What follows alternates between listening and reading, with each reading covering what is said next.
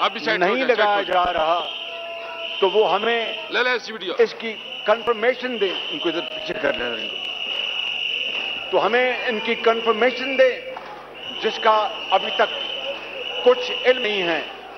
لیکن جناب اسپیکر بڑی مصدقہ اطلاعات ہیں اور بڑی ہی ہوا میں یہ بات گردش کر رہی ہے کہ 383 ارب روپے کے اضافی ٹیکس لگائے جا رہے ہیں. جناب اسپیکر میری طرف متوجہ ہوں. جناب اسپیکر میں آپ سے گزارش کر رہا ہوں.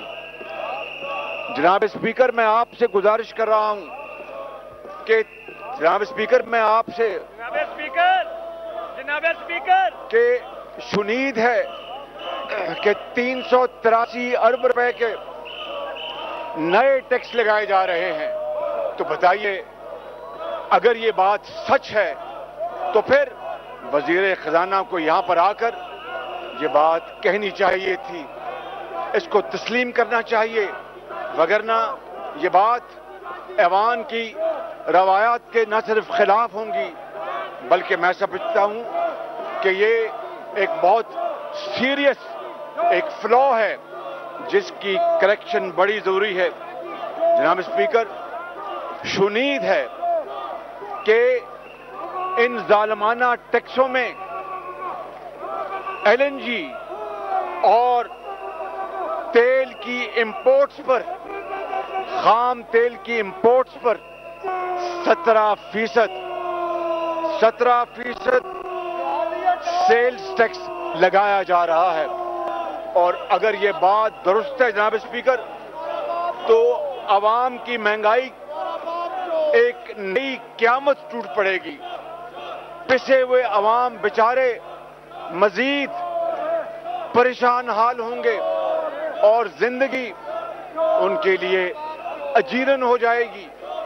وہ اپنا خدا نہ کرے جسم بھی برقرار نہ رکھ سکیں جناب اسپیکر. تو اس لیے میں سمجھتا ہوں اور پھر دودھ دہی ڈیری مصنوعات پر 17% جی ایس ٹی لگایا جا رہا ہے. آپ اچھی طرح جانتے ہیں آپ کو علم ہے کہ ان حالات میں ایک غریب آدمی بڑی مشکل سے روٹی اور دہی کا انتظام کرتا ہے. آج اس ٹیکس کے ذریعے اس سے دہی اور روٹی بھی چھینی جا رہی ہے اور پھر چینی کے اوپر بھی ٹیکس لگا کر اس کو مزید مہنگا کیا جا رہا ہے. آپ کے پی کے سے آپ کا تعلق ہے. آپ جانتے ہیں کہ جو محنتی آدمی ہوتا ہے چاہے وہ کسان ہے چاہے وہ مزدور ہے چاہے وہ محنت کش ہے وہ چینی کو چائے میں ڈال کر اپنی انرجی پوری کرتا ہے توانائی پوری کرتا ہے.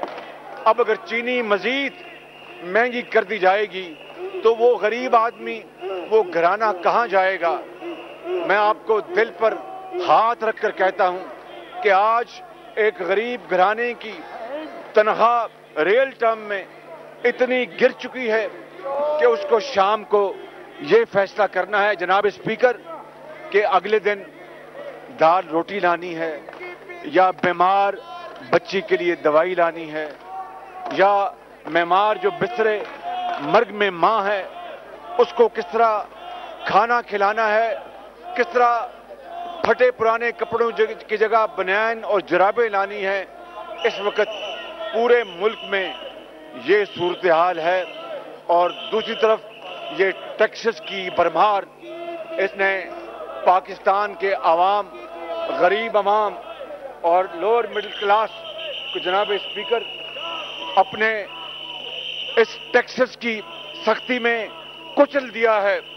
اور اس سے بھی اور سیریس معاملہ کہ شنید ہے کہ آئی ایم ایف کی شرائط کو طے کرانے میں بعض عالمی طاقتوں کا رول ہے. پھر اگر یہ بات ہے جناب اسپیکر تو عمران خان نیازی کو یہاں پر آ کر ایوان کو اعتماد میں لینا چاہیے, بتانا چاہیے کہ آئی ایم ایف کی کیا شرائط ہیں اور کون سی وہ طاقتیں ہیں جو اس میں اپنا کردار ادا کر رہی ہیں، لیکن بدقسمتی یہ ہے جناب اسپیکر کہ عمران خان نیازی بطور وزیر اعظم کی ایسے جب معاملات آتے ہیں، حساس معاملے، تو سیٹ خالی ہوتی ہے۔ جب مہنگائی کی بات آتی ہے تو سیٹ خالی ہوتی ہے۔ جب غربت اور بے روزگاری کی بات ہوتی ہے تو یہ وزیر اعظم کی سیٹ خالی ہوتی ہے۔ جب ویکسین کے ٹیکوں کی بات آتی ہے تو یہ سیٹ خالی ہوتی ہے۔ جب کورونا کے خلاف ایک جدوجہد کی بات آتی ہے تو یہ سیٹ خالی ہوتی ہے۔ جناب اسپیکر، جب فلسطین کی بات آتی ہے تو یہ سیٹ خالی ہوتی ہے۔ جب عوام کو ٹیکسوں کے اوپر دبانے کی بات ہوتی ہے تو یہ سیٹ خالی ہوتی ہے۔ جناب اسپیکر، جب غریب کے منہ سے نوالا چھیننے کی بات ہوتی ہے، جب 50 لاکھ گھروں کی بات ہوتی ہے تو یہ سیٹ خالی ہوتی ہے۔ وہ لوگ، کروڑوں لوگ اس ملک کے اندر جن کے لیے اللہ کی آسمان چھت کا کام دیتا ہے اور یہ زمین فرش کا کام دیتی ہے، ان کے پاس ایک کمرہ نہیں ہے، 6 یا 8 بچوں کے کنبوں کو کہاں پر رکھیں؟ جب ان 50 لاکھ گھروں کی بات ہوتی ہے تو یہ سیٹ خالی ہوتی ہے۔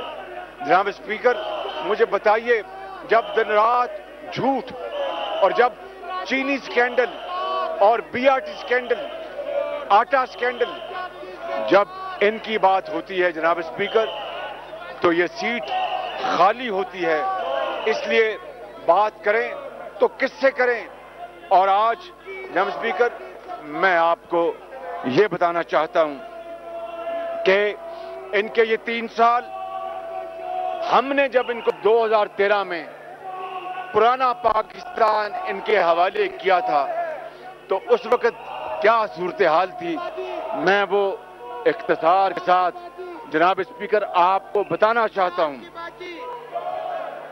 5.8% کو ہم لے گئے اپنی ترقی کی، اور ہائیسٹ لیول پچھلے کئی سالوں میں ہم نے اچیو کیا۔ جناب اسپیکر، اس وقت دہشت گردی چاروں طرف تباہی مچا رکھی تھی۔ آپ جانتے ہیں KPK میں، بلوچستان